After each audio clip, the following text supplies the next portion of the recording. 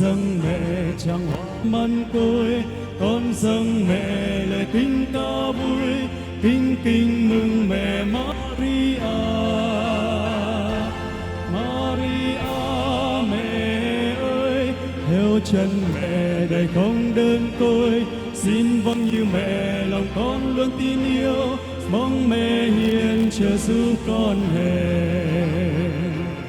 Đường trần gian bao nhiêu đau thương, bao đắng cay đang dâng chào đón, nguyện mẹ thương ban muôn ơn thiêng, phù giúp con tin yêu trọn đời. Maria mẹ ơi, con dâng mẹ tràng hoa mân côi, con dâng mẹ lời kinh ca vui, kinh kinh mừng mẹ Maria.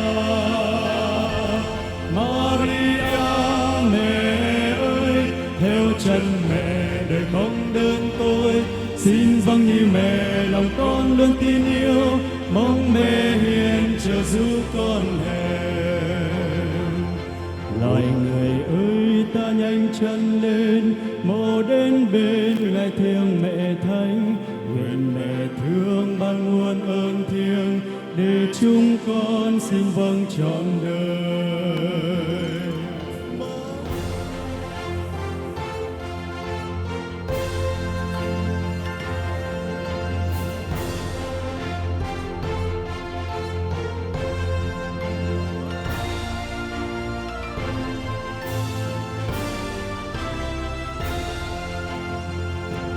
Maria mẹ ơi, con dâng mẹ tràng hoa mân côi, con dâng mẹ lời kinh ca vui, kinh kinh mừng mẹ Maria.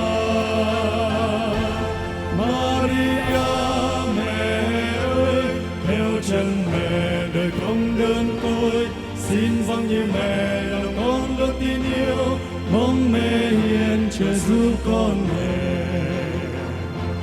Một tràng hoa mân côi dâng lên, bao mến thao tâm tư chiều mến, nguyện mẹ thương ban muôn ơn thiêng, và giúp con theo gương mẹ hiền.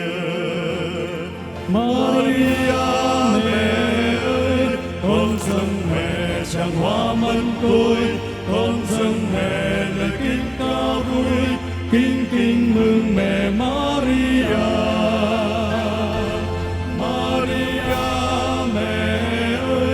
Theo chân mẹ đời không đơn côi, xin vâng như mẹ lòng con luôn tin yêu, mong mẹ hiền trợ giúp con hèn. Maria mẹ ơi, theo chân mẹ đời không đơn côi, xin vâng như mẹ lòng con luôn tin yêu, mong mẹ hiền trợ giúp con hèn.